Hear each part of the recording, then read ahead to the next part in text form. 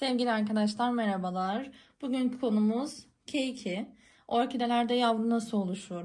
Veya orkidelerde yavru oluştuktan sonra neler yapmalıyız?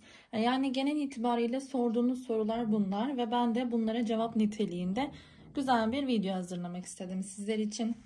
Lütfen dikkatlice dinleyelim. Öğrenmek istediğiniz farklı şeyler olursa da yorum kısmına yazabilirsiniz. Bir dahaki videomuzda da onları hazırlayabiliriz. Öncelikle K2 macunu nedir? Şu şekilde göstermek istiyorum sizlere K2 macununu. İçeriğindeki hormonlar sayesinde bitkiye yavru vermeye teşvik amaçlı kullandığımız bir üründür bu K2 macunu. Bitkilerimizin yavru ve K2 vermesini istiyorsak bunu kullanmamız gerekiyor. Sadece K2 macunuyla mı orkide yavru verir? Onu da söyleyeceğim size şimdi. Bakın hatta şurada bir örneğimiz var. K2'den gelen bir çiçek. Sadece K2 macunuyla mı yavru verir orkideler? Hayır. Bitki öleceğini hissettiği zaman da yavru vermeye meyilli olur. Veya yerini sevmediğinde, yeterli ışık almadığı zaman K2 vermeye çalışır. Çünkü ben öleceğim, kendi yavrum yaşasın. Her K2 veren orkide çok iyi midir? Kesinlikle değildir. Sürekli orkideleriniz bence, yani benim fikrim bu şekilde. Sürekli orkideleriniz yavru veriyorsa, K2 veriyorsa yeterli ışığı alamıyor demektir. Veya yeterli besini, yeterli gübreyi alamıyor demektir. İhtiyaçları karşılanmadığında da bazen K2 verebiliyor. Orkidelerde arkadaşlar özellikle bitkileriniz sürekli dala çiçeğe gidiyorsa, mesela beğendiğiniz bir tür var, onu çoğaltmak istiyorsanız K2 macunu uygulaması yapıyoruz. Şöyle, bunlar benim özellikle serada uygulama yaptığım orkidelerim. Şu şekilde göstereceğim daha net. Piyano isminde olan bir güzellik. Şu şekilde gösteriyorum. Dal boğumundan gördüğünüz kısma K2 macunu uygulaması yaptım. Ve 5-6 ay kadar bir zamanda şöyle yavrusunu verdi. Peki biz bunu buradan kesebilir miyiz? Bu kadar yavru verdi. Hemen kesip dikime hazır mıdır? Hayır arkadaşlar. Bitki bu şekilde olduğunda şu an daha büyümeye devam ediyor. Gelişim devam ediyor demektir. Acele etmeyelim lütfen yerinden çıkarmak için. Önce bitkimizin köklenmesini beklememiz gerekiyor. Bitki iyice köklendikten sonra gövde kısmından, şu gördüğünüz yerden bitki iyice köklendikten sonra ekime hazır demektir. Şu anda ekime hazır değil. Biraz daha büyümesi gerekiyor bitkinin. Bu süreçte anne çok yorulur. Anneye daha fazla K2 macunu, mesela dalı uzunsa, şöyle daha uzunsa, daha boğumu varsa daha fazla K2 macunu sürülmesini tavsiye etmem. Çünkü bence yeteri kadar vermiş. Onları büyütmeye gücünü ona harcıyor. Dal ve çiçek vermesini de beklemiyorum. Şimdi bitkimiz bu şekilde yavru verdi. Lakin köklenmiyor. Hep böyle devamlı yapraklarını büyütüyor. Bu bitkiye ne yapmalıyız? Nasıl destek sağlamalıyız? Köklenmesi için.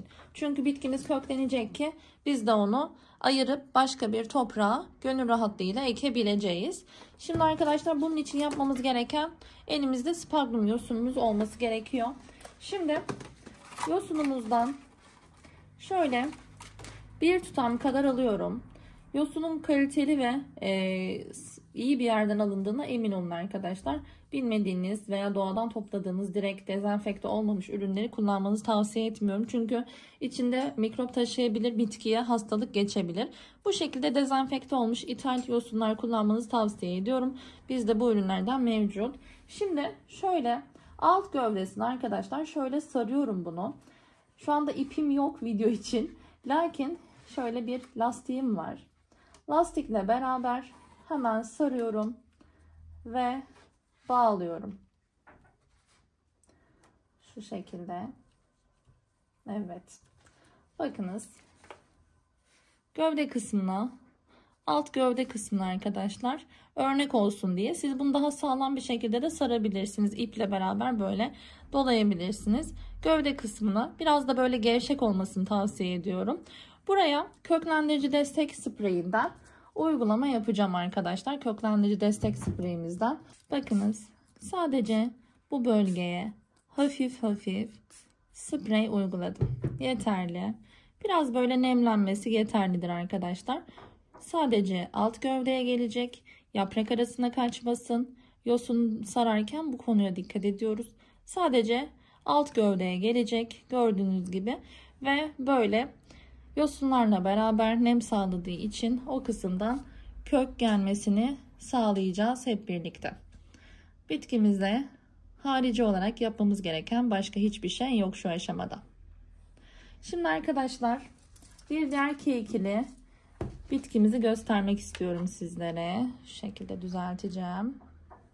Bir diğer kekili orkidemizi gösteriyorum. Bakınız. Bu bitkimiz de yine serada şu şekilde K2 macunu uygulaması yaptığım bir orkideydi. Bakınız. Bu kısımdan yan boğumundan K2 macunu uygulamıştım. Ve hem K2 gelmiş hem de bir tane çiçeğini açmış. Gördüğünüz gibi. Bu gelen çiçek K2 macunundan, K2'sinden gelen çiçeği arkadaşlar. Daha net de göstermiş olayım size. Şimdi arkadaşlar K2 macunu nasıl uygulanır? K2 macunu uygularken ne yapmalıyız? Örnek olarak şöyle bir tane orkidemi alıyorum. K2 macunumuz var uygulama için ve bir adet de kürdan gerekiyor arkadaşlar. Hemen uygulama yapacağımız bölgeyi sizlere göstermek istiyorum. Şu şekilde bakınız. Bitkinin yan boğumu. Şöyle de göstereyim. Bakınız. Bitkinin yan boğumu arkadaşlar. Yan boğumlarından şöyle kürdan yardımıyla çıkartacağız. Ve o kısımlara, şurada da var bir boğumu. Şöyle daha net olacak. Evet. Bakınız bu boğumlarını kürdan yardımıyla yavaşça açıyoruz. Ve o kısımlara kürdan ve cımbız olabilir. Ama biz artık alıştığımızdan dolayı elimiz alıştı. Direkt bu şekilde zarar vermeden açıyoruz arkadaşlar. Ve o kısımlara K2 macunumuzu uyguluyoruz. Bakınız hemen açtık. Şu şekilde daha net olacak. Gördüğünüz gibi. O kısmı açtık. Yan boğumunu açtık. Ve K2 macunumuzda sıra. Şöyle ufak bir parça alıyorum K2 macunumdan. Ve o kısma hep birlikte sürüyoruz. Sürdükten sonra tekrar kurulamaya gerek var mı? Hayır. Kurulama yapmanıza gerek yok. O kısımda öyle K2 macunu kalsın. Gördüğünüz gibi K2 macunu uygulaması yaptım o alana. Şimdi şu üst boğumu var. Oraya da bir uygulama yapalım. Yavaşça kürdanla beraber açıyorum. Siz cımbızla çekebilirsiniz. Şu anda yanımda olmadığı için cımbız gösteremiyorum. Bakınız. Hafiften böyle çıkıntılı, gördüğünüz gibi şu kısım hafiften böyle çıkıntılı. Oraya da yine hep beraber K2 macunumuzdan uyguluyoruz. Yavaş bir şekilde bitkinin o çıkıntılı bölgesine zarar vermeden uygulamaya dikkat edelim arkadaşlar. Uygulama yaptıktan sonra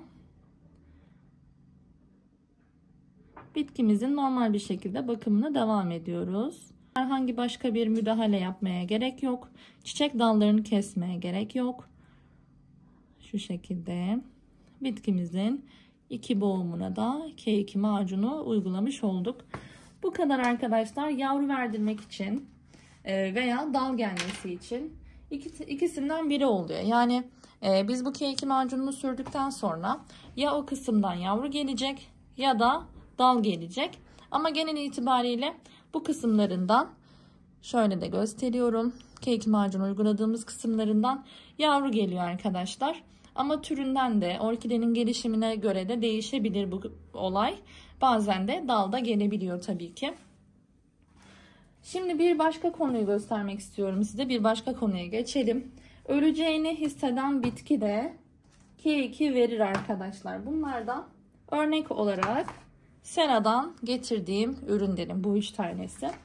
Bunlar serada normalde bakımda olan bitkiler.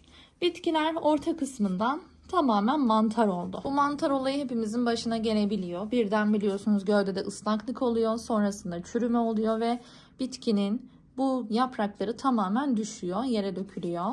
Ve bu kısmı mantar önleyici spreyimizden sıkıyoruz. Mantarı ilerlemesin, daha da alt köklerine geçmesin diye uğraşıyoruz. Şimdi arkadaşlar gördüğünüz gibi bitkide sizin de başınıza gelebilir. O yüzden açıklayıcı bir şekilde anlatmak istiyorum. Bitkiniz bu şekilde mantar olduysa, yaprakları düştüyse, tamamen kuruduysa köklere bakıyoruz öncelikle. Köklerin %95'i sağlam gördüğünüz gibi. %95 sağlam olduğu için buraya bu bölgeyi kurutmak için varsa toz tarçın, yoksa hepimizin evinde vardır diye düşünüyorum toz tarçından. Ama daha fazla etkin olması için mantar önleyici sprey besinimizden kullanabilirsiniz. Bu kısmına fıs fıs yapıyoruz arkadaşlar besinimizden. Sonrasında şöyle toprağından çıkarmaya gerek kalmadan şu şekilde bitkimiz sağlam kalan yerinden şöyle daha net olacak. Şöyle yavru veriyor.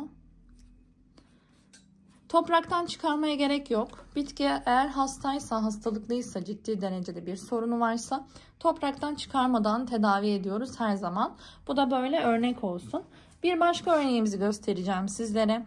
Bu bitkimizde aynı şekilde gördüğünüz gibi mantar olmuş. Orta yaprakları kopmuş ama köklerde sağlam kökleri de var. Dışından çok fazla kökü yok. Bunun ben açıkçası kurtulabileceğini sanmıyorum. Ama eğer ki kurtulursa yine aynı şekilde alt gövdelerinden bir tarafından, biz bakımla aynı şekilde devam edeceğiz. Alt gövdelerinden bir tarafından yine şöyle bir yavru verecektir bize. Bir diğer örneğimizi göstereceğim sizlere. Şu şekilde bakınız. Bitkimizin şu alt kısmından bir yavru geliyor. Görünüyor mu bilmiyorum ama evet, daha net oldu böyle. Şu alt kısmından bir yavru geliyor. Yine ortasından mantar olmuş ve çürümüş. Böyle bir tane daha K2 gelmiş. Yani köklerini de şu şekilde göstereceğim sizlere. Gördüğünüz gibi çok fazla yoğun köklere sahip değil. Ama bakımla aynı şekilde devam edilmiş ve gelen 2 tane yavru. Eğer yani bitkileriniz mantar olduysa ölecek diye bir şey yok. Hemen atmaya koyulmayın. Köklerin %80, %90'lık kısmı sağlıklıysa arkadaşlar topraktan çıkarmadan tedavi etmeye devam ediyoruz. Bu şekilde yavru verebilir. Bir başka örneğimizi göstermek istiyorum sizlere. Bu da ben öncesinde K2 macun uygulamıştım. Ve sonrasında arkadaşlar bitkimiz mantar oldu. Mantar olduktan sonra hani K2'sini büyütecek mi, nasıl ilerleyecek diye merak etmiştim. Ve bitki gördüğünüz gibi hem alt kısımdan yeni bir yavru geldi, hem de şu şekilde K2'sini büyüttü. Kökleri de şöyle göstermek istiyorum. Gördüğünüz gibi köklerinde %80, %90'lık kısmı sağlam. Yani bitkiniz mantar oldu diye hemen çöpe atmayın. Hemen ümidinizi kesmeyin. Bunu söylemek istiyorum sizlere. Öleceğini hisseden bitki de yavru verebilir. K2 verebilir. Dalından verebilir. Dal ucundan verebilir. Veya alt gövde kısmından yavru verebilir. Bu konuyu ayrıntılı olarak anlatmak istedim sizlere. Özellikle K2 hakkında, yavru hakkında çok bilgi sahibi olmayanlar vardı. Dediğim gibi bitkileriniz yeterli ışık almıyorsa genel itibariyle yavru vermeye daha çok meyilli olur. Çünkü bitki memnun değildir. Yerini sevmemiş olabilir. Öleceğini hissetmiştir. Bu yüzden yavru vererek yaşam döngüsünü sağlamaya devam etmeye çalışır orkidelerde. Lakin yeri çok ışık alıyorsa, memnunsa, bitki de sağlıklıysa genel itibariyle dala gider. Yavru verdirmek isteyenler olursa da şöyle bizim yaptığımız gibi bitkiye K2 macunu uygulaması yapabilirsiniz. Ya o boğumundan dal gelecek ya da yavru gelecek. Keki konusu, yavru konusu, orkidelerde nasıl yavru verdiririz sorusu çok merak ediliyordu. Lakin bu şekilde açıklayıcı bir video göremediğim için ben de sizlere bilgilerimi aktarmaya çalıştım kendi halimde. Yanlışınız varsa affola diyorum şimdiden. Merak ettiğiniz başka konular varsa, sıradaki video konusu bu olsun dedikleriniz varsa veya dediğim gibi yavru verdirme, kek hakkında merak ettiğiniz sorular varsa yorumlara yazmayı unutmayın diyorum. Bir başka videoda görüşmek üzere. Hoşça kalın arkadaşlar.